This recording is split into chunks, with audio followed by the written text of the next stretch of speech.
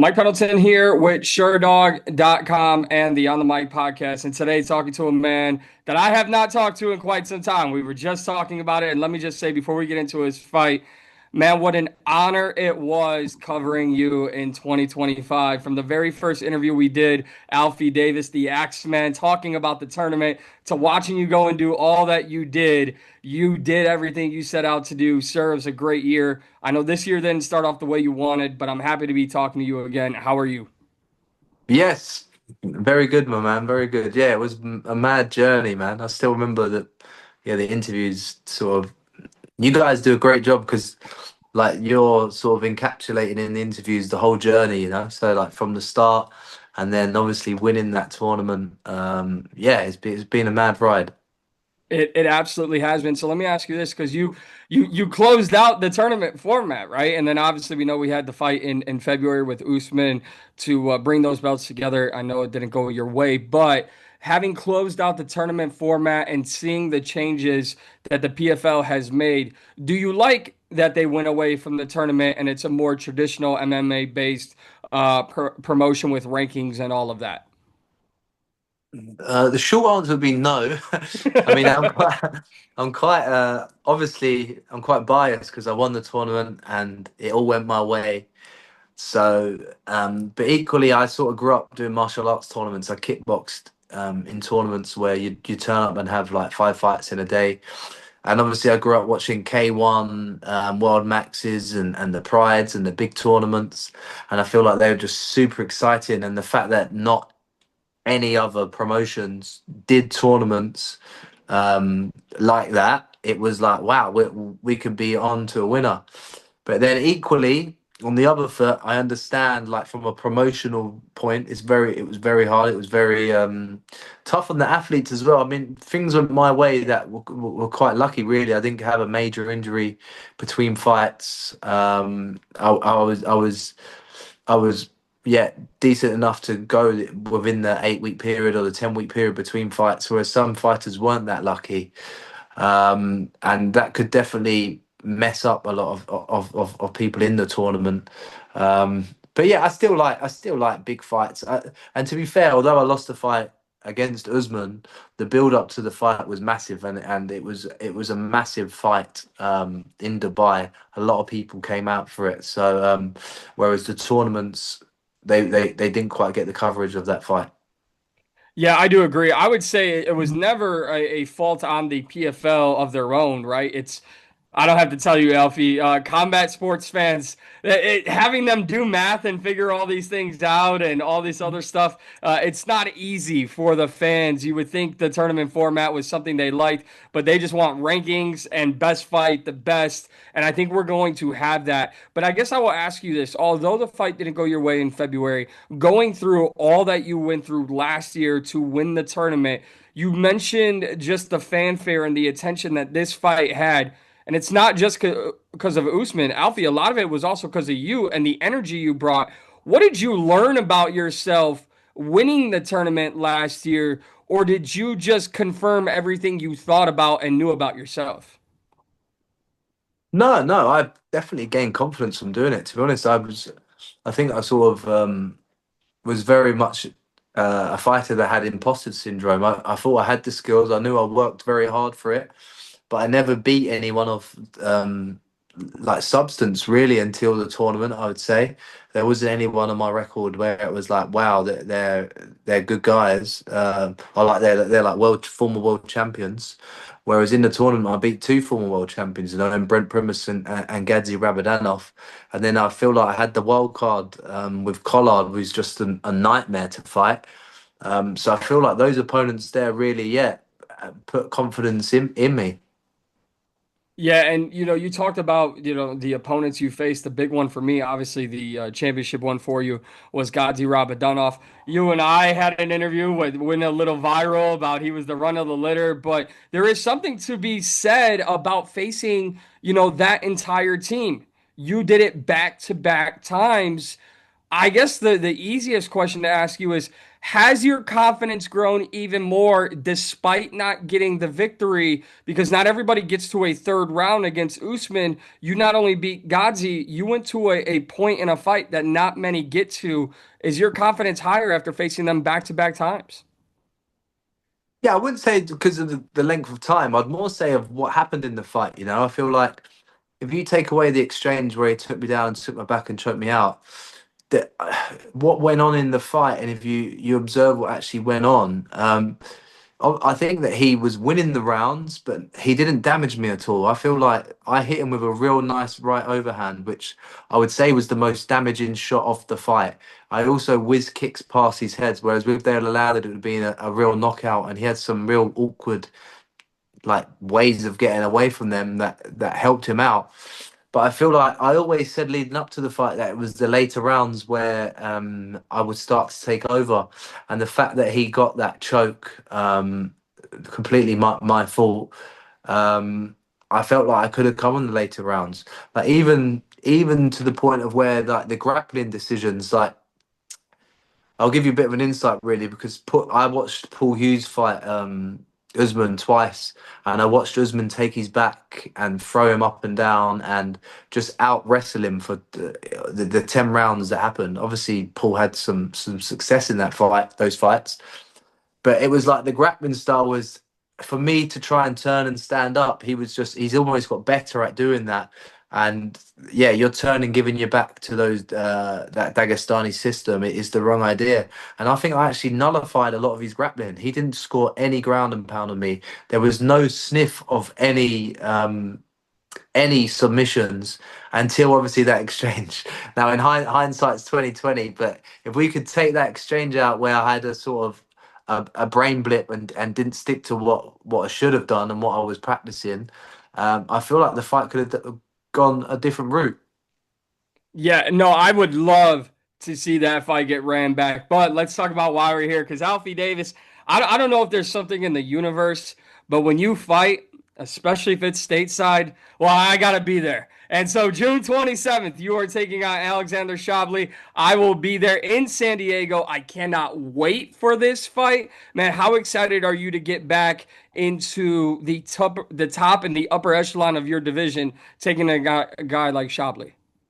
Yeah, 100%, man. As you said, it's an exciting fight. Shabli, I think, is the best guy in the PFL aside from Nurmagomedov.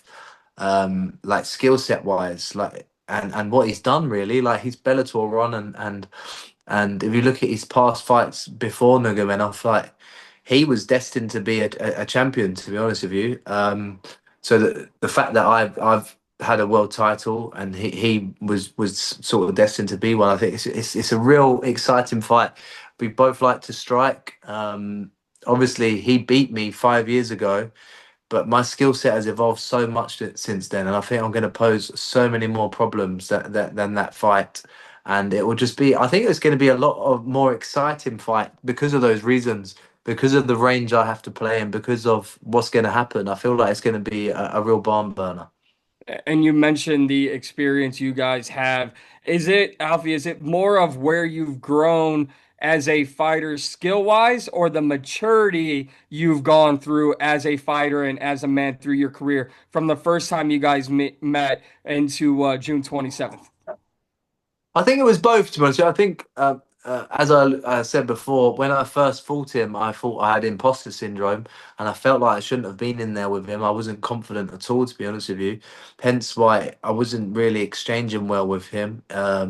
But now you fast forward 5 years. He's had 5 fights. I've had nearly double the amount. I've had 9 fights with 2 world titles in there.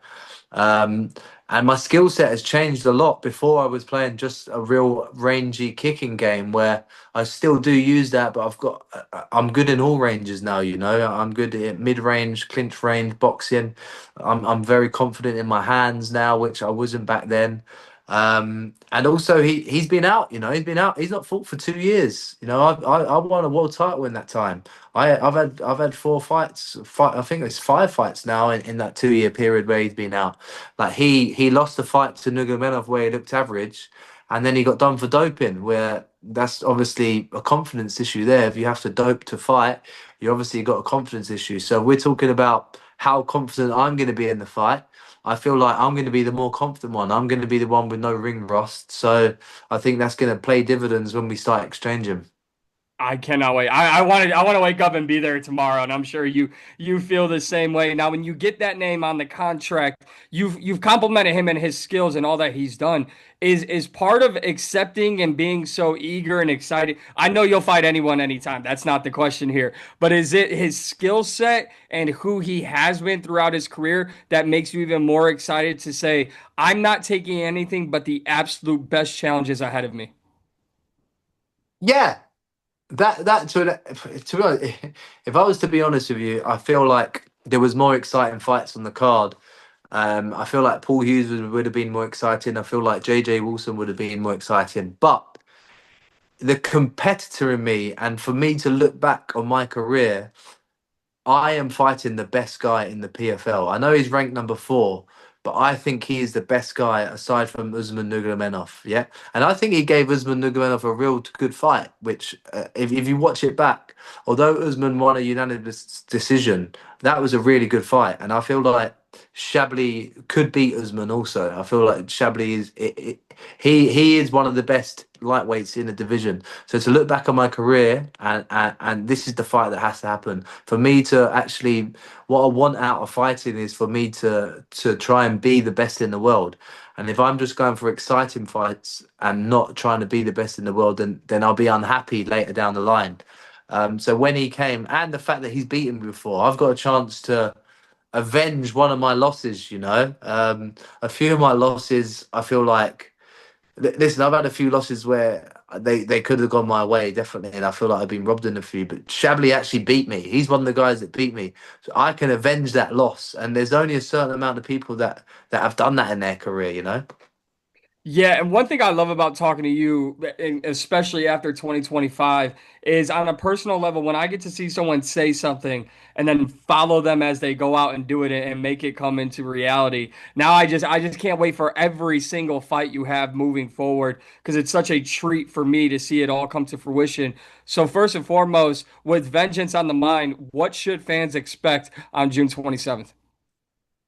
Yeah, you can expect me to come out a confident, a different athlete to the last time we fought. You can expect just from the nature of the way we both fight, we're going to be in there and we're going to be exchanging blows. It's gonna. I think it's going to be a real nice striking battle, and I'm looking forward to it. I cannot wait. Now, I do have to ask you about a month after this fight, Usman Nurmagomedov will face Archie Kogan. I got to get a prediction from you on how that fight goes, and then I got a bonus question here for you.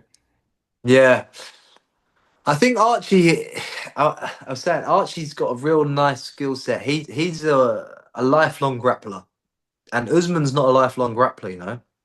So I think Archie's got this wrestling pedigree that can cause Usman some problems. So I feel like there's going to be some problems in the fight for Usman, but ultimately I think Usman will win the fight. I feel like he's got too much of a well-rounded skill set, and I think he'll beat Archie. I feel like it's a bit too early, if I'm honest.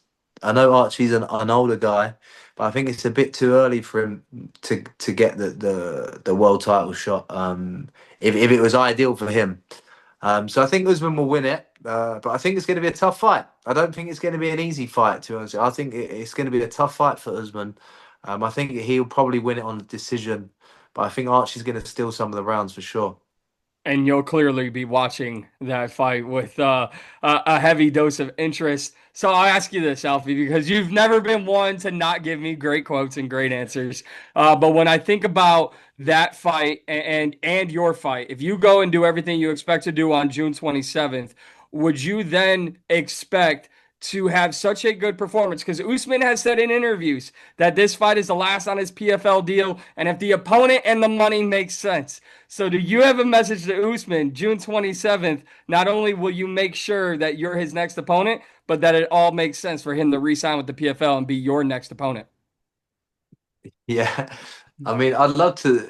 Well, Usman like nicked my bollock off firstly.